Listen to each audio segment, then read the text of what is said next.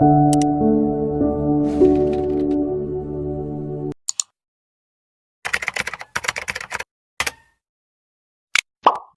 ഈ സ്വർഗീയ ദൂത് സന്ദേശം ഞങ്ങളിൽ സന്തോഷത്തെക്കാൾ ആത്മീയത അല്ലെങ്കിൽ ആനന്ദം കണ്ടെത്തുവാൻ ഞങ്ങൾക്ക് സാധിക്കട്ടെ എന്ന് ഞങ്ങൾ ആഗ്രഹിക്കുന്നു, പ്രാർത്ഥിക്കുന്നു.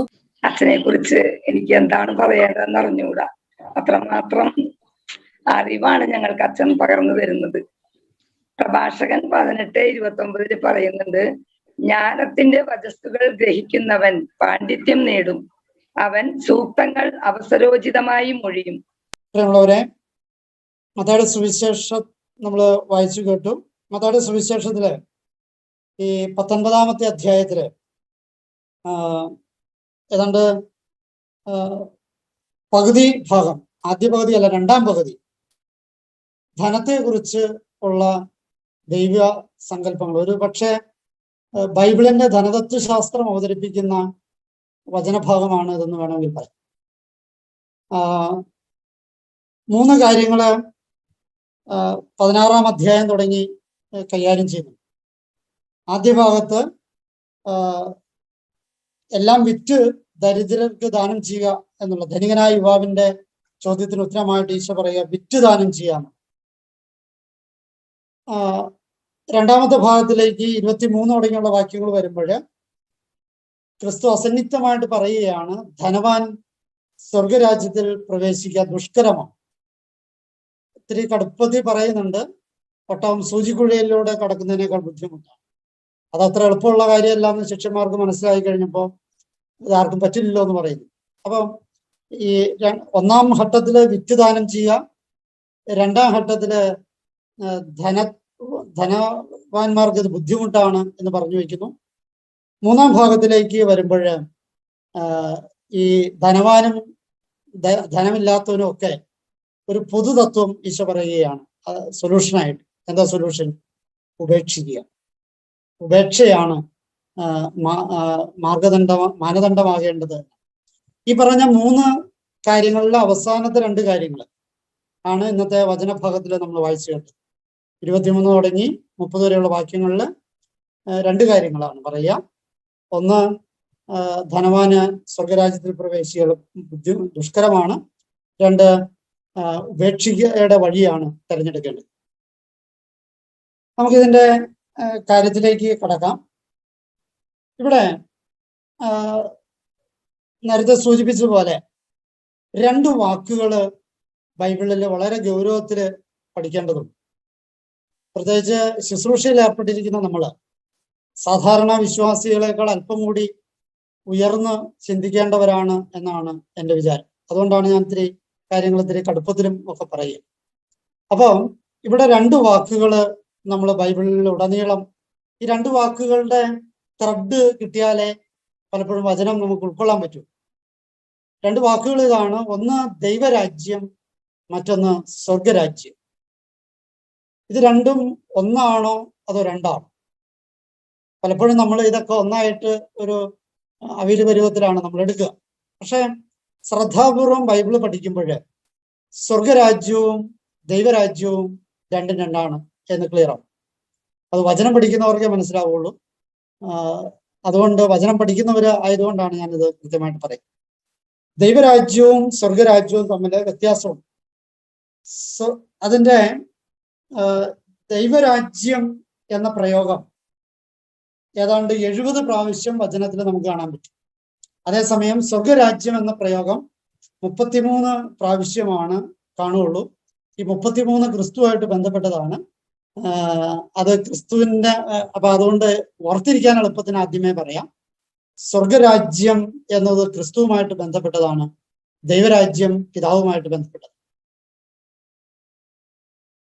അപ്പോൾ ഈ ദൈവരാജ്യം എന്ന് പറയുമ്പോൾ അത് കുറച്ചുകൂടി വിശാലമായ അർത്ഥത്തിൽ വേണം മനസ്സിലാക്കാൻ. സ്വർഗരാജ്യം അത്രയും വിശാലമായ അർത്ഥം ധ്വനികൾ ഉള്ളതല്ല.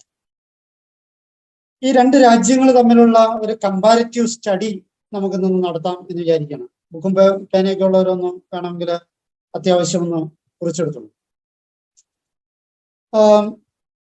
ഒന്നാമത്തെ 18 വ്യത്യാസങ്ങളാണ് നമ്മൾ ശ്രദ്ധിക്കുക. ഒന്നാമത്തെ വ്യത്യാസം,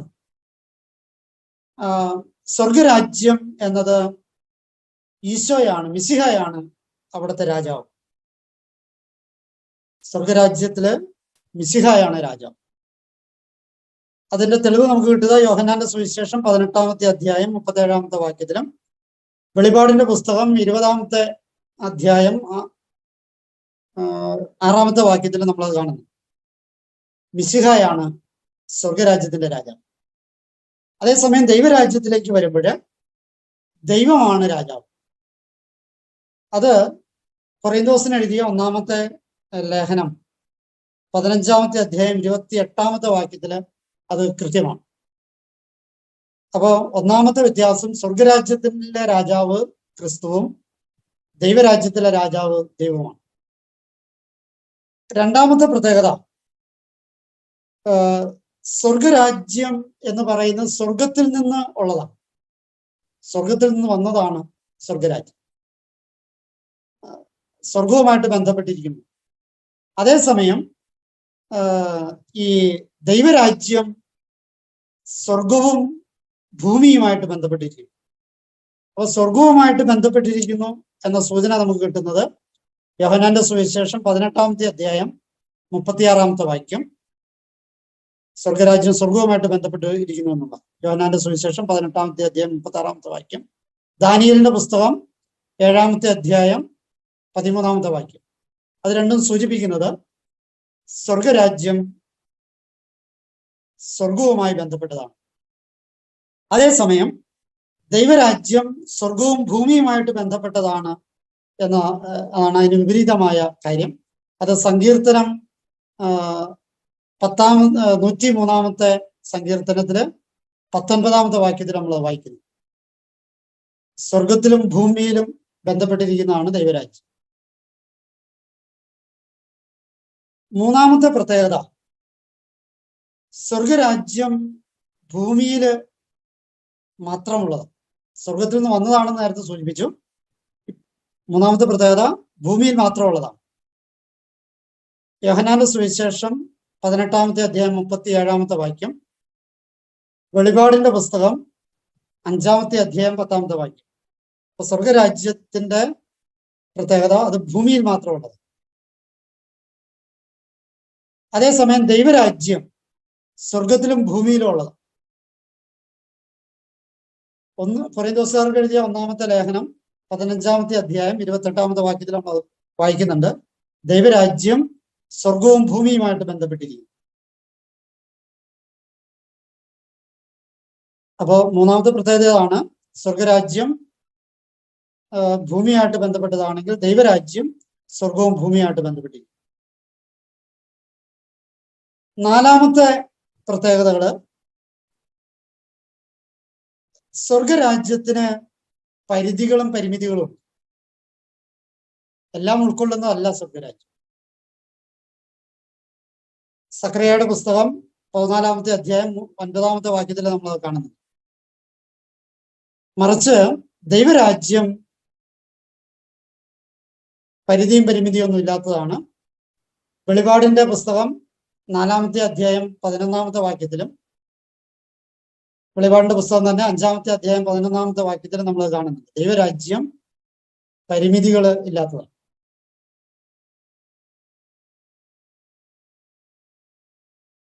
അഞ്ചാമത്തെ പ്രത്യേകത എന്ന് പറയുന്നത് സ്വർഗരാജ്യം രാഷ്ട്രത്തോട് ബന്ധപ്പെട്ട രാഷ്ട്രീയപരമാണ്.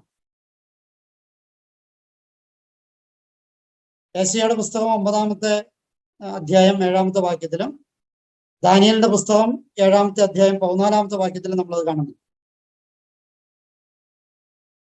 അതേസമയം ദൈവരാജ്യം ധാർമ്മികവും ആത്മീയവുമാണ്. സ്വർഗരാജ്യം ഭൂമിയുമായിട്ട് ബന്ധപ്പെട്ടതാണ്, അത് രാഷ്ട്രീയമാണ്. അതേസമയം ദൈവരാജ്യം ധാർമ്മികവും ആത്മീയവുമാണ്. ദൈവരാജ്യം ധാർമ്മികവും ആത്മീയമാണെന്ന് നമുക്ക് വ്യക്തമായ സൂചന കിട്ടുന്നത് റോമാക്കാർക്ക് എഴുതിയ ലേഖനം 14-ാമത്തെ അധ്യായം 17-ാമത്തെ വാക്യത്തിലാണ്.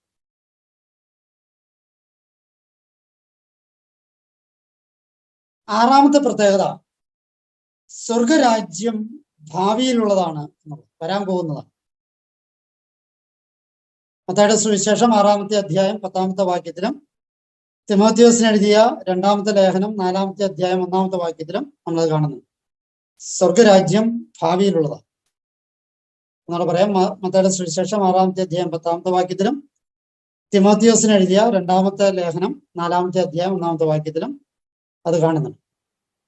അതേസമയം ദൈവരാജ്യം എന്ന് പറയുന്നത് ഭൂതഭാവി വർത്തമാനങ്ങളില് ഉള്ളതാണ്. അത് അതിന് കഴിഞ്ഞ കാലമുണ്ട്, ഇപ്പോഴത്തെ കാലമുണ്ട്, വരാനിരിക്കുന്ന കാലമുണ്ട്. സങ്കീർത്തനത്തിന്റെ 90-ാം സങ്കീർത്തനം 2-ാമത്തെ വാക്യത്തിൽ നമ്മൾ വ്യക്തമായിട്ട് കാണുന്നു. ദൈവരാജ്യം ഭൂതഭാവി വർത്തമാനങ്ങൾ ഉൾക്കൊള്ളുന്നതാണ്. 7-ാമത്തെ പ്രത്യേകത സ്വർഗരാജ്യം ക്രിസ്തുവിന് കീഴിലുള്ളതാണ്. സ്വർഗരാജ്യം ക്രിസ്തുവിന് കീഴിലുള്ളതാണ്. സങ്കീർത്തനം 2-ാമത്തെ സങ്കീർത്തനം 6-ാമത്തെ വാക്യം, ലൂക്കയുടെ സുവിശേഷം 1-ാമത്തെ അധ്യായം 32-33 വാക്യങ്ങൾ.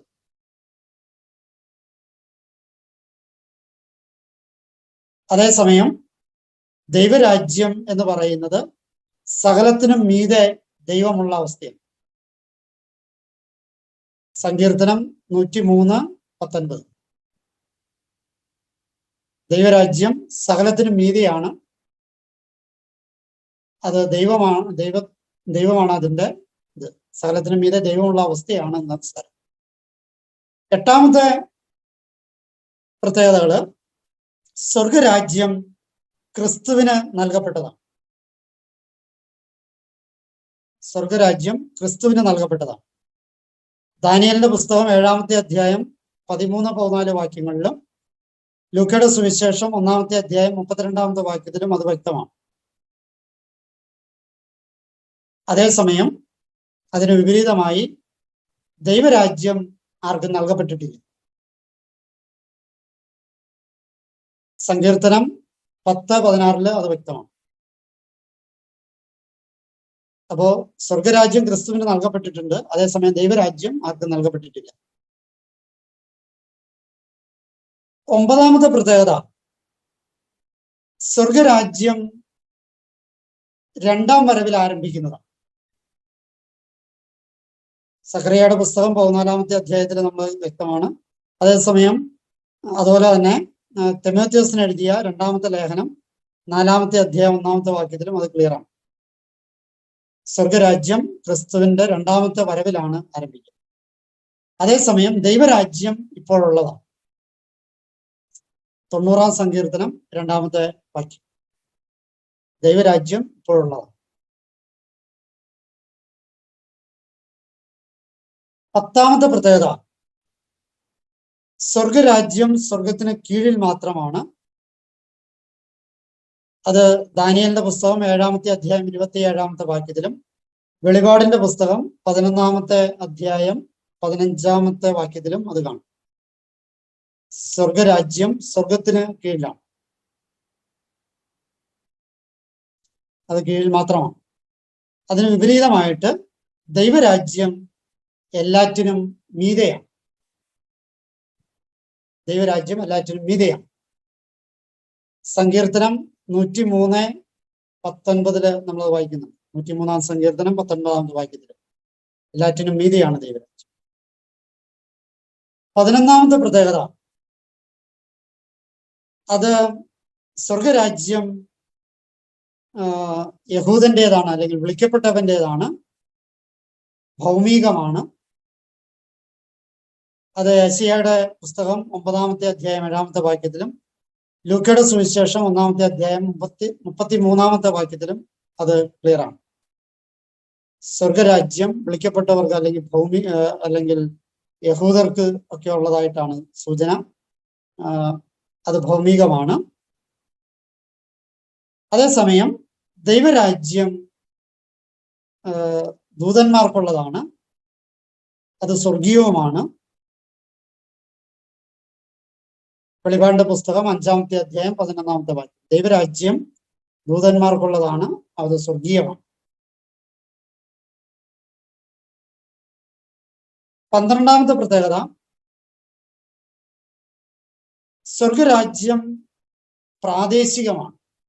അതൊരു സ്ഥലത്തിലോ അതൊരു വീട്ടിലോ ഒരു പ്രത്യേക ഗ്രാമത്തിലോ പട്ടണത്തിലോ ഒക്കെ ആവാം. അത് പ്രാദേശികമാണ് എന്ന് സാരം. വെളിപാടിന്റെ പുസ്തകം 11-ാമത്തെ അധ്യായം 15-ാമത്തെ വാക്യത്തിൽ നമ്മൾ അത് ക്ലിയർ ആണ്. അതേസമയം ദൈവരാജ്യം പ്രാപഞ്ചികമാണ്. അതായത് ഏതെങ്കിലും പരിസരങ്ങളെ ഉദ്ദേശിക്കുന്നില്ല, അത് പ്രപഞ്ചത്തിൽ മുഴുവൻ ഉള്ളതാണ് എന്ന് സാരം. വെളിപാടിന്റെ പുസ്തകം 5-ാമത്തെ അധ്യായം 11-ാമത്തെ വാക്യത്തിലാണ് അത് നമുക്ക് മനസ്സിലാവുക. 13-ാമത്തെ പ്രത്യേകത,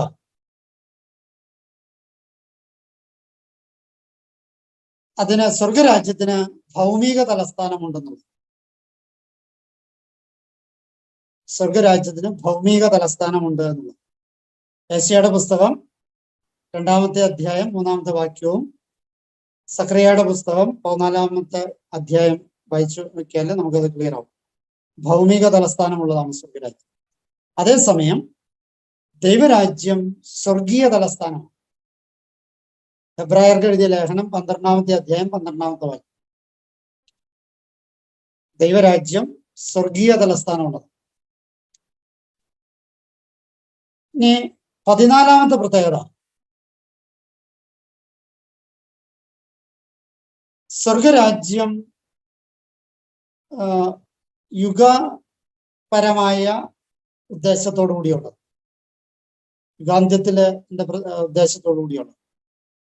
കൊറിന്തോസിന് എഴുതിയ 1-ാമത്തെ ലേഖനം 15-ാമത്തെ അധ്യായം 24 തുടങ്ങി 28 വരെയുള്ള വാക്യം.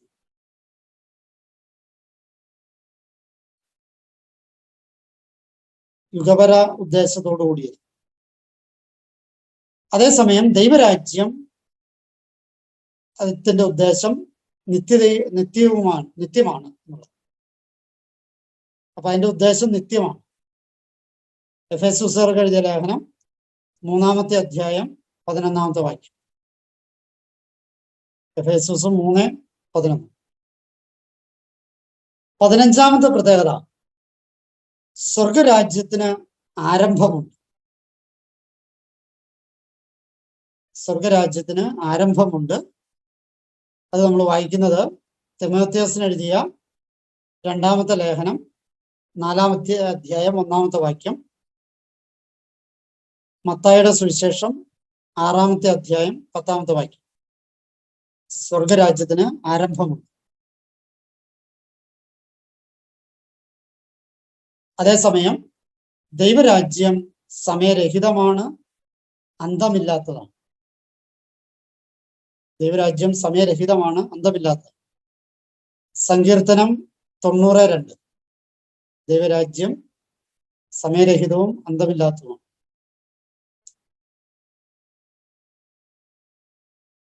16-ാമത്തെ പ്രത്യേകത, സ്വർഗരാജ്യം ഇപ്പോഴാണ് അതിൽ കളകളുണ്ട്.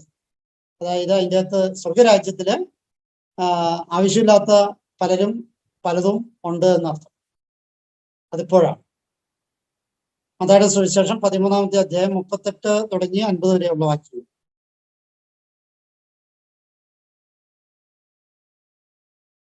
അപ്പൊ ഇതിന്റെ സ്വർഗരാജ്യത്തില് കളകൾക്കും സാധ്യതയുണ്ട്. അതേസമയം ദൈവരാജ്യത്തില് വീണ്ടും ജനിച്ചവർക്ക് സാധ്യതയുള്ളൂ.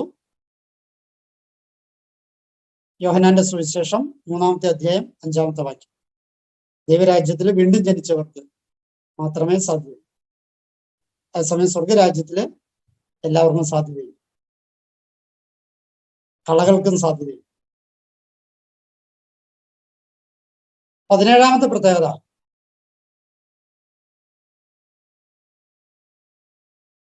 സ്വർഗരാജ്യത്തിന് പുറമേ കാണത്തക്ക ചില സാധ്യതകളുണ്ട്. സ്വർഗരാജ്യത്തിന് പുറമേ കാണത്തക്ക ചില കാര്യങ്ങളുണ്ട്. മത്തായിയുടെ സുവിശേഷം 24-ാമത്തെ അധ്യായം 29 തുടങ്ങി 31 വരെയുള്ള വാക്യങ്ങള്, 25-ാമത്തെ അധ്യായം 31 തുടങ്ങി 46 വരെയുള്ള വാക്യങ്ങൾ മത്തായിയുടെ തന്നെ. തെസ്സലോനിക്കക്കാർക്ക് എഴുതിയ 2-ാമത്തെ ലേഖനം 1-ാമത്തെ അധ്യായം 7 തുടങ്ങി 10 വരെയുള്ള വാക്യങ്ങൾ.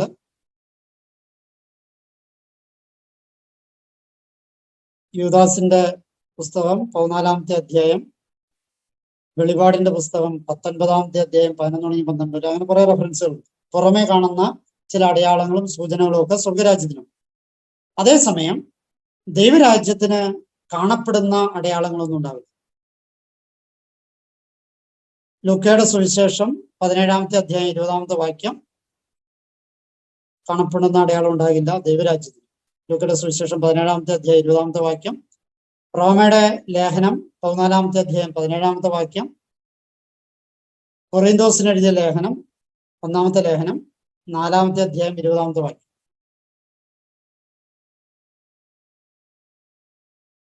പതിനെട്ടാമത്തെ പ്രത്യേകത, അവസാനത്തെ പ്രത്യേകത, എഴുതി മടുത്തവർക്ക് അവസാനത്തെ എന്നൊരു ആശ്വാസം തരാം. അവസാനത്തെ പ്രത്യേകത,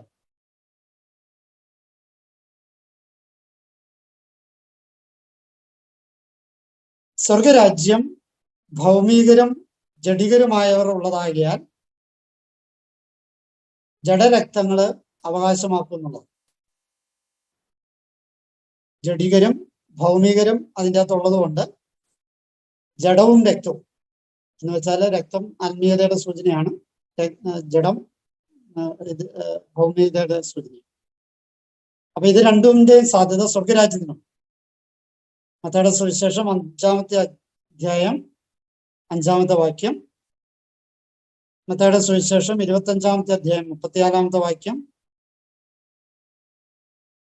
37-ാം സങ്കീർത്തനം 11-ാമത്തെ വാക്യം. ഇതൊക്കെ അതിനുള്ള സൂചനകളാണ്.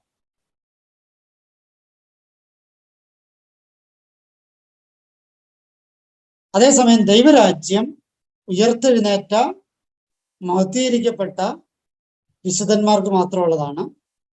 അങ്ങനെയുള്ള എല്ലാവരും അവകാശമാക്കുകയും ചെയ്യും. ഉയർത്തെഴുന്നേറ്റ മഹത്വീകരിക്കപ്പെട്ടവർക്കുള്ളതാണ്, വിശുദ്ധന്മാർക്കുള്ളതാണ്.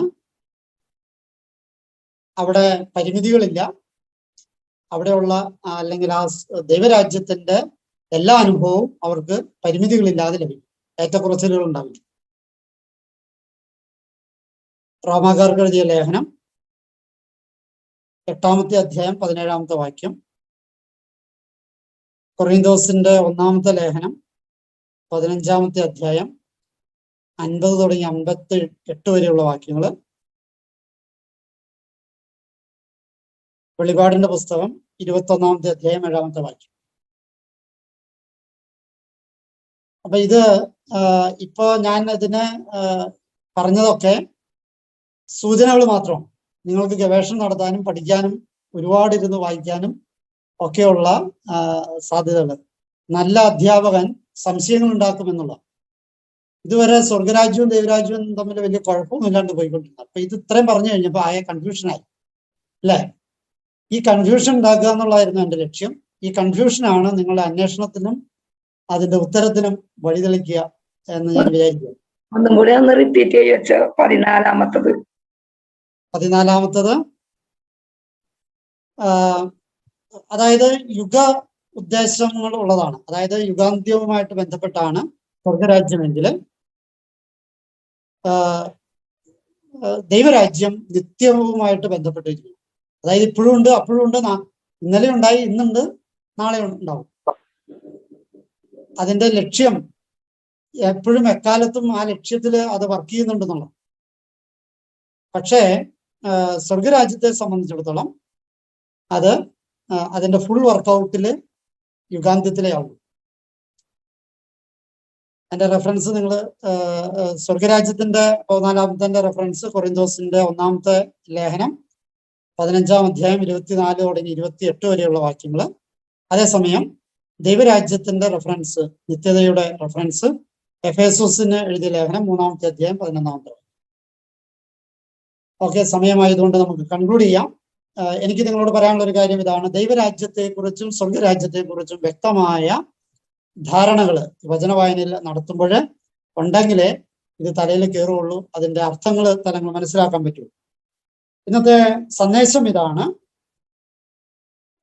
ഈ മത്തായിയുടെ സുവിശേഷത്തില് ഞാൻ നേരത്തെ സൂചിപ്പിച്ചതുപോലെ ഈ 19-ാമത്തെ അധ്യായം 2-ാമത്തെ പകുതിയില് മുഴുവൻ സാമ്പത്തിക ശാസ്ത്രമാണ് അവതരിപ്പിക്കുക. ആദ്യം വിറ്റ് ദാനം ചെയ്യാൻ പറയുന്നു. രണ്ടാമത് ധനവാൻ സ്വർഗരാജ്യത്തിൽ പ്രവേശിക്കുക ദുഷ്കരമാണെന്ന് പറയുന്നു. മൂന്നാമത് ഉപേക്ഷിക്കാൻ പറയും. ഈ 3 ശൈലിയാണ് സ്വന്തമാക്കേണ്ടത്. ഒന്നാമത്തേത് വിറ്റ് ദാനം ചെയ്യുക എന്ന് വെച്ചാൽ എന്താ അർത്ഥം? വെറുതെ ദാനം ചെയ്താൽ പോലെ. വെറുതെ ദാനം ചെയ്യുന്നതും വിറ്റ് ദാനം ചെയ്യുന്നതും തമ്മിൽ വ്യത്യാസമുണ്ട്. വെറുതെ ദാനം ചെയ്താല് ഞാനത് കൊടുത്തു എന്ന് പറയും. അവന് ആ സ്ഥലം ഞാൻ കൊടുത്തത്, ആ പേന ഞാൻ കൊടുത്തത്, ആ ബുക്ക് ഞാൻ കൊടുത്തതാ, ഇതൊക്കെ പറയാനായിട്ട്, കൊടുത്തതിന്മേൽ വമ്പ് പറയാനായിട്ട് സാധ്യതയുണ്ട്. എന്റേതാണ്, അവന്റെ കയ്യിൽ ഇരിക്കുമ്പോഴും എന്റേതാണെന്ന് അവകാശവാദം ഉന്നയിക്കാൻ സാധിക്കും. അപ്പോൾ വിറ്റ് ദാനം ചെയ്യാന്ന് വെച്ചാൽ ഉടമസ്ഥതയില്ലാതെ, അവകാശവാദങ്ങളില്ലാതെ കൊടുക്കാന്ന്. അങ്ങനെ കൊടുക്കുന്നതാണ് ദൈവത്തിന് ഉത്തരവാദിത്വം പിടിക്കേണ്ട കാര്യം. ക്ലിയറായി കാണുമെന്ന് വിചാരിക്കും. വിറ്റ് ദാനം ചെയ്യാന്നതിന്റെ ഉദ്ദേശം. രണ്ടാമതായിട്ട് നമ്മുടെ ധനവാൻ സ്വർഗരാജ്യത്തിൽ പ്രവേശിക്കുക ദുഷ്കരമാണ് എന്ന് പറയുന്നതിന്റെ പദപ്രയോഗം എനിക്ക് തോന്നുന്നു മലയാളത്തിലാണെങ്കിൽ കുറച്ചുകൂടി എളുപ്പമുണ്ട്. മലയാളത്തില് മുതലാളി എന്നൊരു പദമുണ്ട്. മുതലാളി എന്ന് വെച്ചാല് ആ വാക്കിന്റെ അർത്ഥം നമ്മൾ സാധാരണ പ്രയോഗിക്കാറ് കാശുള്ളവനെയാണെങ്കിലും വാക്കിന്റെ അർത്ഥം അതല്ല. മുതലിനെ ലാളിക്കുന്നവൻ ആരോ അവനാണ് മുതലാളി. മുതലിനെ ലാളിക്കുന്നവൻ ആരോ അവനാണ് മുതലാളി. അപ്പൊ ദാരിദ്ര്യമുള്ളവനും മുതലിനെ ലാളിക്കുന്നുണ്ടെങ്കിൽ അവൻ മുതലാളിയാണ്.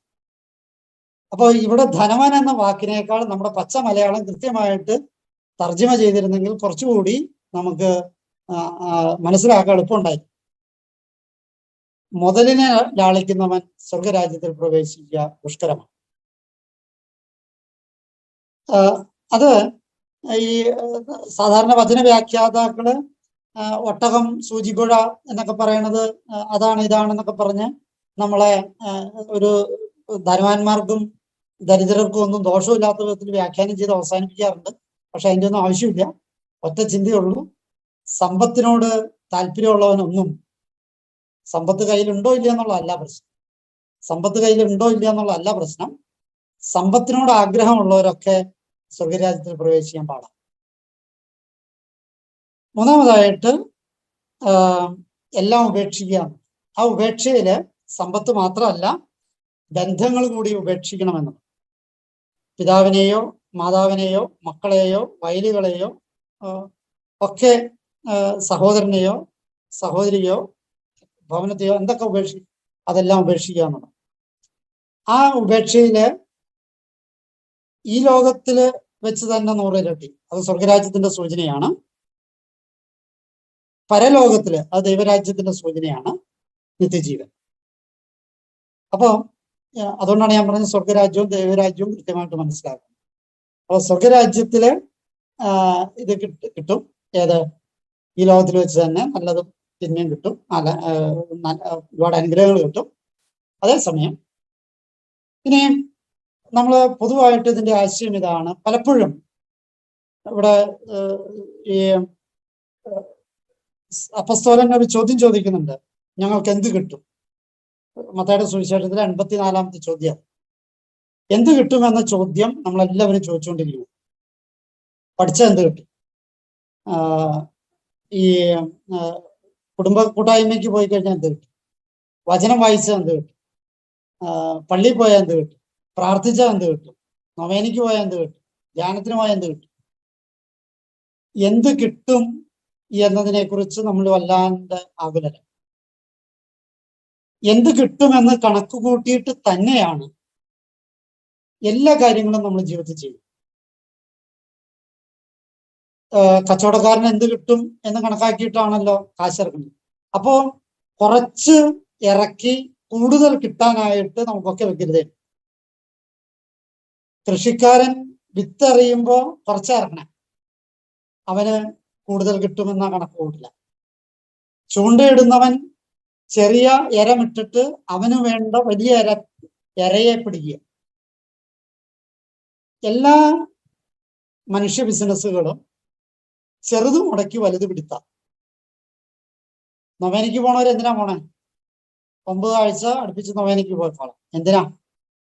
ഏതെങ്കിലുമൊക്കെ ഈ 9 നൊവേന കൊണ്ട് അത് ചെറുത് മുടക്കുകയാണ്. അതുകൊണ്ട് നമുക്ക് വലിയ നേട്ടം ഉണ്ടാവും. വചന ശുശ്രൂഷയ്ക്ക് പോകണം. നല്ലൊരുത്തം പറഞ്ഞ പോലെ ഈ വചനപ്രഘോഷകനാണ്. കോവിഡ് വന്നു, ടീ ഒന്നും കിട്ടാത്ത കാലമാണ്. അപ്പൊ അതുകൊണ്ട് ബൈബിൾ വായിച്ചിട്ടും ക്ലാസ് എടുക്കാൻ വേണ്ടി ഒരുങ്ങിയിട്ടൊന്നും വലിയ കഥയൊന്നുമില്ല. അതുകൊണ്ട് കൃഷിപ്പണിയിലേക്ക് ഇറങ്ങിയിരിക്കുന്നതാണ്. കാരണം അതുവരെ അതിന്റെ അർത്ഥം എന്താ? പുള്ളിക്ക് വചന ശുശ്രൂഷ എന്ന് പറയുന്നത് കാശിന് വേണ്ടിയുള്ള ശുശ്രൂഷയാണ്. അത് ചെറുത് മുടക്കി വലുത് മേടിക്കും, കച്ചവടമാണ്.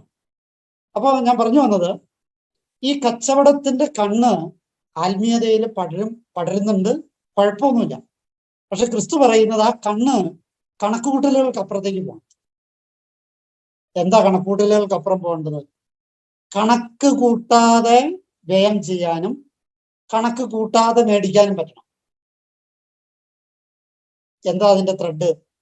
അപ്പസ്തലന്മാര് പറയാണ് എല്ലാം ഉപേക്ഷിച്ചത്. അതിന് കണക്കൊന്നുമില്ല, ഉള്ളതൊക്കെ ഉപേക്ഷിച്ചു, കണക്കില്ലാതെ ഉപേക്ഷിച്ചു. അപ്പൊ എന്താ കിട്ടണേ? കണക്കില്ലാണ്ട് കിട്ടും. അപ്പൊ കണക്ക് വെച്ചുള്ള ഉപേക്ഷയും കണക്ക് വെച്ചുള്ള സ്വീകരിക്കലും അല്ല ക്രൈസ്തവ ശിഷ്യത്വം. കണക്ക് വെക്കാതെ ഉപേക്ഷിക്കുകയും കണക്ക് വെക്കാതെ സ്വീകരിക്കും. 2 സ്വീകാര്യത ക്രിസ്തു ഉറപ്പ് തരുന്നുണ്ട്. കണക്ക് വെക്കാതെ വ്യയം ചെയ്താല് 2 ഉറപ്പാണ്. 1 സ്വർഗത്തിലെ ഉറപ്പ്, 2 ദൈവരാജ്യത്തിലെ ഉറപ്പ്. എന്താ അതൊക്കെ? 100 ഇരട്ടി ഇവിടെ വെച്ച് തന്നെ കിട്ടും, പരലോകത്തില് നിത്യജീവൻ കിട്ടും. അപ്പൊ അത്തരത്തില് നമ്മള് കണക്കില്ലാതെ വ്യയം ചെയ്യാൻ, നമ്മുടെ ശുശ്രൂഷകള് കണക്ക് നോക്കി വ്യയം ചെയ്യാതെ, കണക്ക് നോക്കാതെ വ്യയം ചെയ്യാനായിട്ടുള്ള ആർജവം ഉണ്ടാകട്ടെ. അങ്ങനെ കണക്ക് നോക്കാതെ സ്വീകരിക്കാനായിട്ട് സാധിക്കട്ടെ എന്ന് ആശംസിക്കുകയും പ്രാർത്ഥിക്കുകയും ചെയ്യും. ഒരു നിമിഷം നമുക്ക് പ്രാർത്ഥിക്കാം. കരുണാവാനായ കർത്താവേ, തിരുസന്നിധിയിൽ ഞങ്ങൾ എല്ലാവരെയും സമർപ്പിച്ച് പ്രാർത്ഥിക്കുന്നു. നിന്റെ സ്വർഗരാജ്യവും ദൈവരാജ്യവും സ്വന്തമാക്കാൻ ഞങ്ങൾക്ക് ഓരോരുത്തർക്കും കൃപ നൽകണമേ എന്ന് പ്രാർത്ഥിക്കുന്നു. ഞങ്ങളുടെ ശുശ്രൂഷകള് ഉപേക്ഷയുടെ പരിത്യാഗത്തിന്റെ പാതയിലൂടെ കണക്ക് നോക്കാതെ പരിത്യാഗം ചെയ്യാനായിട്ട്, കണക്ക് നോക്കാതെ ഉപേക്ഷിക്കാനായിട്ടുള്ള സന്മനസ് ഞങ്ങൾക്ക് നൽകണം. അങ്ങനെ വരുമ്പോൾ നീ കണക്ക് നോക്കുമെന്നും നിന്റെ കണക്കില്ലാതെ ഞങ്ങൾക്ക് കിട്ടുമെന്നും ഞങ്ങൾ തിരിച്ചറിയുന്നു നല്ല ദൈവം. അങ്ങനെ നിന്റെ കണക്കുകൂട്ടലുകൾക്ക് വിധേയപ്പെടാനും അതുവഴി ഞങ്ങളുടെ കണക്കുകൂട്ടലുകൾക്ക് അപ്പുറമുള്ളത് കിട്ടാനും ഒക്കെ ഞങ്ങളുടെ കണക്കുകൂട്ടാതെയുള്ള വ്യയങ്ങള് കാരണമാകട്ടെ. അതിനുള്ള സന്മനസ്സും സാഹചര്യവും ഞങ്ങൾക്ക് ഓരോരുത്തർക്കും പ്രദാനം ചെയ്യണമേ. നമ്മുടെ കർത്താവ് വിശ്വസിച്ച് അടക്കട്ടെ. പിതാവായ ദൈവത്തിന്റെ സ്നേഹവും പരിശുദ്ധാത്മാവിന്റെ സഹവാസവും നാം എല്ലാവരോടും കൂടി ഉണ്ടായിരിക്കട്ടെ, എപ്പോഴും എപ്പോഴും എന്നേക്കും. ആമേൻ.